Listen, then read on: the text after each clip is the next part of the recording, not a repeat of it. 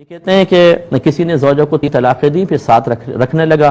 کچھ لوگوں نے اس کا بائیکاٹ کیا، سوشل بائیکاٹ، لیکن وقت جیسے جیسے گزرتا رہا تو وہ قباحت ختم ہو گئی ذہنوں سے. اب لوگ میل ملاپ کر رہے ہیں.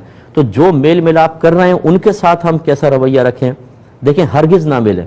یہ یاد رکھیں جو میل ملاپ کر رہے ہیں یہ بروز قیامت سر ان کے شرم سے جھکے ہوں گے اور یہ وہاں بری طریقے سے پھنس جائیں گے. وہ میاں بیوی تو خیر پھنسیں گے جو معذاللہ 3 طلاق کے بعد ساتھ حلالہ کے بغیر ساتھ رہ کر حلال سمجھ کر زنا کا دروازہ کھولے ہوئے ہیں. میرے الفاظوں پہ آپ غور کیجئے گا، بہت بڑا وبال.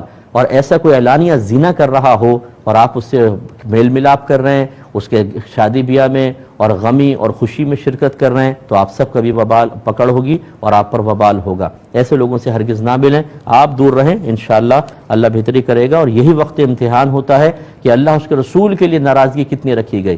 ہم لوگوں کے لیے تو بعض اوقات سال ہر سال ناراض ہو جاتے ہیں. میری بہن کو ایسا کہا، میرے باپ کو ایسا کہا، میرے بھائی کو ایسا کہا، اب تمہارے جنازے میں نہیں آئیں گے، شکل نہیں دیکھیں گے، اور سارا زندگی بائیکاٹ. اور جب اللہ کے لیے باری آئے تو معمولی سمجھ کے ہم چھوڑ دیں، یہ ایمان کی کمزوری کی علامت ہے.